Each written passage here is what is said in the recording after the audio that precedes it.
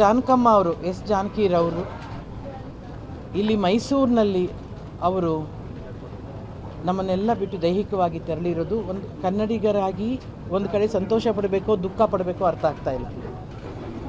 ಸಂತೋಷ ಏನಕ್ಕಪ್ಪ ಅಂತಂದರೆ ಅಂಥ ದೊಡ್ಡ ಲೆಜೆಂಡ್ರಿ ಸಿಂಗರ್ ಅಂದರೆ ಎಷ್ಟೋ ಹೀರೋಯಿನ್ಗಳಿಗೆ ಹಾಡುಗಳಿಗೆ ಧ್ವನಿ ಆಗಿದ್ದಂಥ ಆ ಧ್ವನಿ ನಮ್ಮ ಕರ್ನಾಟಕದಲ್ಲಿ ಲೀನ ಆಗ್ತಿದೆ ಅನ್ನೋದಕ್ಕೆ ಸಂತೋಷ ಪಡಬೇಕಾ ಅಥವಾ ಅಂಥ ಒಬ್ಬ ತಾಯಿನ ಕಳ್ಕೊಂಡಿದ್ದ ದುಃಖ ನಾವು ಪಡಬೇಕಾ ಅರ್ಥ ಆಗ್ತಿಲ್ಲ. ಆದರೆ ಒಂದು ಮಾತ್ರ ಸತ್ಯ, ಜಾನಕಮ್ಮ ಇಲ್ಲದೇ ಇದ್ದರೂ ಅವರ ಧ್ವನಿ ಯಾವಾಗಲೂ ಜೀವಂತವಾಗಿರುತ್ತೆ.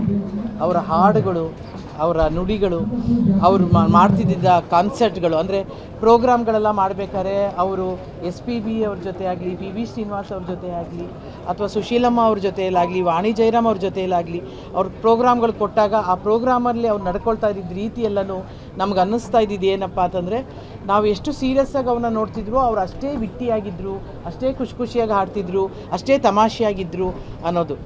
ಅಂದರೆ 1900 ಈಗ ತಾನೇ ಹೇಳ್ತಿದ್ದೆ, 1959ರಲ್ಲಿ ಡಾಕ್ಟರ್ ರಾಜ್ಕುಮಾರ್ ಅವರು ಮೊದಲ ಯುಗಳ ಗೀತೆಯನ್ನು ಹಾಡಿದ್ದ ಚಿತ್ರ ಮಹಿಷಾಸುರ ಮರ್ದಿನಿ. ಅದರಲ್ಲಿ ಎಸ್ ಜಾನಕಿಯವ್ರ ಜೊತೆ ಫಸ್ಟು ಹಾಡನ್ನು ಹಾಡ್ತಾರವರು. ಅದಾದಮೇಲೆ ಸಂಪತ್ತಿಗೆ ಸವಾಲು ಆ ಥರ ಅವರ ಗಾಯಕರಾಗಿ ಅವರ ಪ್ರಯಾಣ ಮುಂದುವರಿಯುತ್ತೆ. ಅಲ್ಲಿಂದ ಹಿಡಿದು 59ರಿಂದನೋ ಅಥವಾ 58ರಿಂದನೋ ಜಾನಕಮ್ಮ ಆಡಿರೋದು ಗೊತ್ತಿಲ್ಲ, ರಾಜ್ಕುಮಾರ್ ಅವ್ರ ಜೊತೆಗೆ ಆಡಿರೋದು ಆ ಇಸ್ವಿ. ಅದ್ರ ಮೇಲೆ ಅದಾದಮೇಲೆ ಬಹುಶಃ ನಾವು ತಿಳ್ಕೊಂಡಿರೋ ಹಾಗೆ, ನಾವು ಓದಿರೋ ಹಾಗೆ ಬಹುಶಃ 17ಕ್ಕಿಂತ ಹೆಚ್ಚು ಭಾರತೀಯ ಭಾಷೆಯಲ್ಲಿ ಹಾಗೂ ಹೊರದೇಶ ಅಂದರೆ ಶ್ರೀಲಂಕಾದ ಭಾಷೆಯಲ್ಲಿ ಕೂಡ ಹಾಡುಗಳನ್ನು ಹಾಡಿದ್ದಾರೆ ಅನ್ನೋದು. ಮತ್ತು 48,000ಕ್ಕೆ ಇನ್ನೇನು 50,000ಕ್ಕಿಂತ ಹೆಚ್ಚು ಹಾಡುಗಳಿಗೆ ಧ್ವನಿಯಾಗಿದ್ದಾರೆ ಅನ್ನೋದು. ಇಲ್ಲಿ ಅವರನ್ನು ನೋಡ್ತಿದ್ರೆ ಯಾವುದೋ ಒಂದು ಬೊಂಬೆ, ಜಾನಕಮ್ಮನ ಬೊಂಬೆಯನ್ನು ಮಲಗಿಸಿದಾರೇನೋ, ಅವರೊಂದು ಬೇರೆದರಲ್ಲಿ ಮೇಣದ ಬೊಂಬೆಗಳೆಲ್ಲ ಮಾಡ್ತಾರೆ, ಆ ರೀತಿ ಒಂದು ಬೊಂಬೆ ನೋಡ್ದಂಗೆ ಆಗ್ತಾಯಿತ್ತು ಆ ತಾಯಿನ ನೋಡ್ತಿದ್ರೆ. ಆ ತಾಯಿ ಆಶೀರ್ವಾದ ನಮಗೆಲ್ರಿಗೂ ಇರಲಿ ಅಂತ ಬೇಡ್ಕೊಳ್ತೀನಿ.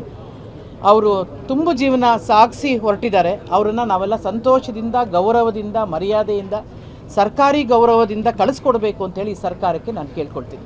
ನಮಸ್ಕಾರ. ನೀವು ಕೊನೆಯದಾಗಿ ಯಾವಾಗ ಮಾತಾಡ್ತಿದ್ರಿ, ಭೇಟಿಯಾಗಿ? ನಾನು ಅವ್ರನ್ನ ಭೇಟಿನೇ ಮಾಡಿಲ್ಲ ಅಪ್ಪಿ, ಇಲ್ಲ, ನಾನು ನೋಡೇ ಇಲ್ಲ ಅವರನ್ನು. ಅದೇ ನನಗೊಂದು ಅಪರಾಧಿ ಭಾವನೆ. ಈಗ ನಾನು ಅವರನ್ನು ಯಾವತ್ತೂ ಪರ್ಸ್ನಲಾಗಿ ಮೀಟ್ ಮಾಡಿಲ್ಲ, ಯಾವುದೇ ಒಂದು ಪ್ರೋಗ್ರಾಮಲ್ಲಿ ಅವ್ರನ್ನ ನೋಡಿಲ್ಲ. ನಾನೆಲ್ಲ ನೋಡ್ತಾ ಇದ್ದಿದ್ದು ಅವ್ರ ಪ್ರೋಗ್ರಾಮ್ ಯೂಟ್ಯೂಬ್ ಈ ಥರ ಇದರಲ್ಲೇ TV ಗಳಲ್ಲೇ ನೋಡಿದವಳು. ಇವತ್ತೇ ನಾನು ಆ ತಾಯಿಯ ದರ್ಶನ ಮಾಡ್ಕೊಂಡಿದ್ದು.